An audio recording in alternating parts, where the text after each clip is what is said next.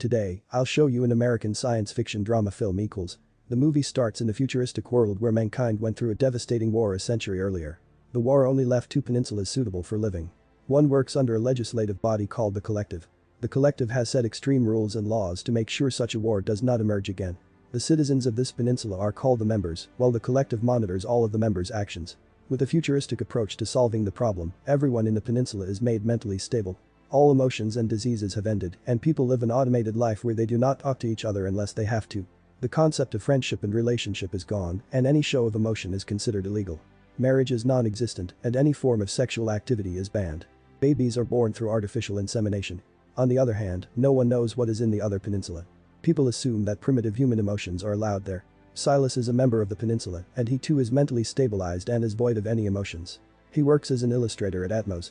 When Silas walks out of his futuristic home, we see that everyone around him is in wide attire. Large skyscrapers are built throughout the city, and everyone is automated. As usual, he walks into his workplace, and a voice announces a disease called switched-on syndrome, more commonly called SOS, which is a condition in the members of the peninsula, where their mental stabilization stops working, and they start to get their emotions back. It has 4 stages and is considered fatal by the Collective, and the members are daily reminded of the effects of SOS via an announcement. Nia is Silas's colleague and a fellow member of the peninsula. That day at lunch, the members eat in their outdoor cafeteria.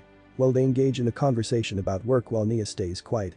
While returning home that night, Silas comes across 2 guards restraining a man named David. A restrained woman screams his name in dismay. The 2 are suffering from SOS and have gained their emotions back. They are being taken into a facility called DEN, Defective Emotional Neuropathy. DEN was established by the Collective to hold in the patient suffering from SOS. He then comes back to his apartment and we get a full view of it. It doesn't have any decoration or furniture and is highly modernized. To pass his time, Silas plays a futuristic puzzle game. The following day, Silas listens to the news, which reports that David and his partner were arrested for being engaged in sexual activities. As Silas and his team work that day, a man jumps from the top of the building to commit suicide. The team watches the dead body and talks about it coldly. Just then, Silas notices signs of human emotions in Nia. Her hands are tightened and she seems nervous. Later, they are in an auditorium watching a presentation, where Silas cannot stop looking at Nia. At night, he eats quickly and seems to be enjoying his food. He doesn't play with puzzles either, he is beginning to go out of his automated personality. He dreams of his trying to commit suicide and wakes up in distress and hits his head. This is the first time he has ever had a nightmare. The following day, he goes to the doctor where he meets a man named Jonas, who is in level 2 of SOS. The doctor checks Silas, and it turns out that he has level 1 SOS. He asks the doctor if he has to go to the den, but the doctor assures him that cure at level 1 is easy and possible.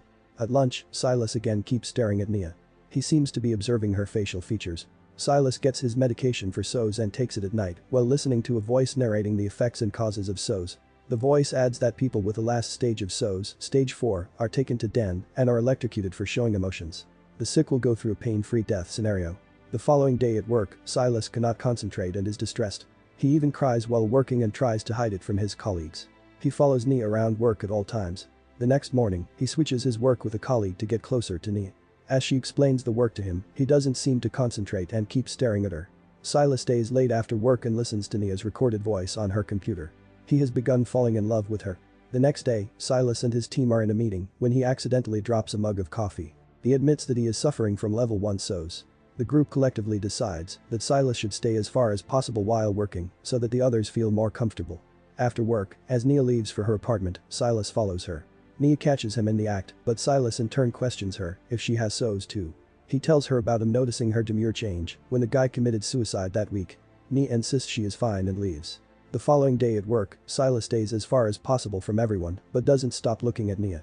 The two act like the conversation yesterday never happened. Both of them work late that day. Nia goes to the bathroom and Silas follows her. He gets into her bathroom stall and goes inside. The two are close when they touch each other for the first time. Silas feels Nia's face in awe.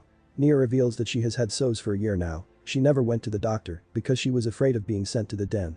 She then tells him that their being together is too risky, so they can't meet like this again. The two get up and finally kiss.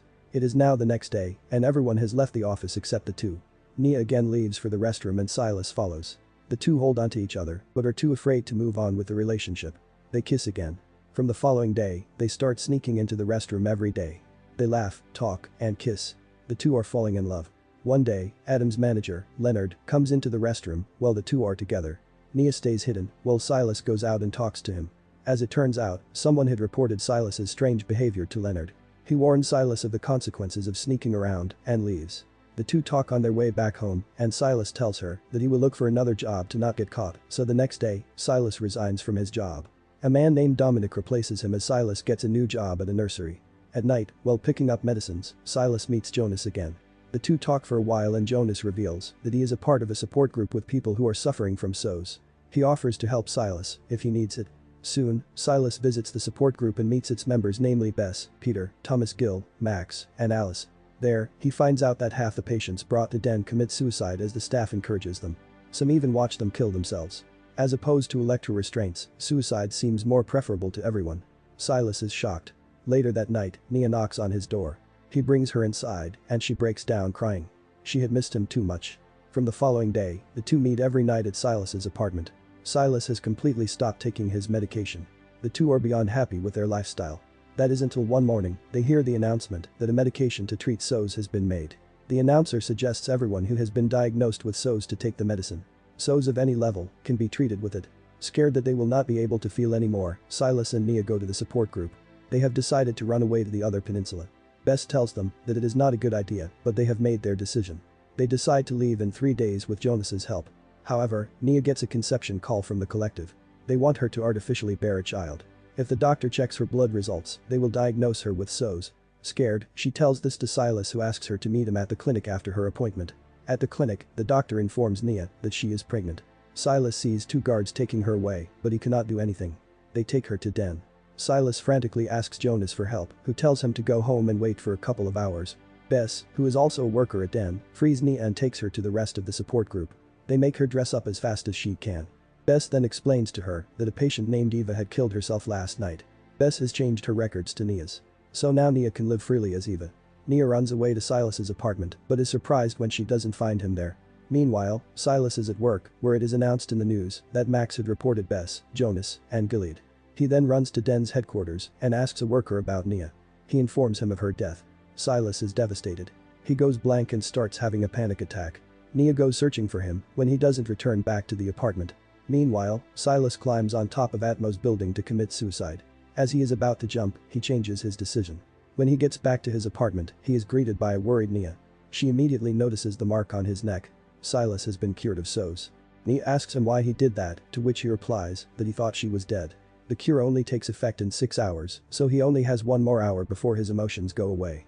Nia is still pregnant, so she asks Silas to fight the cure. The two still decide to go through the plan to run away. The next morning, Silas remembers that he loved her, but doesn't feel it anymore. He tells her to get dressed to go to the train as they had decided. In the train, Nia is disappointed as Silas sits 2 seats away from her. Just then, he sits on the seat beside her and holds her hand, suggesting that he will soon recover and gain his emotions back. Kindly subscribe to the channel for more such videos and leave a like to help the channel out.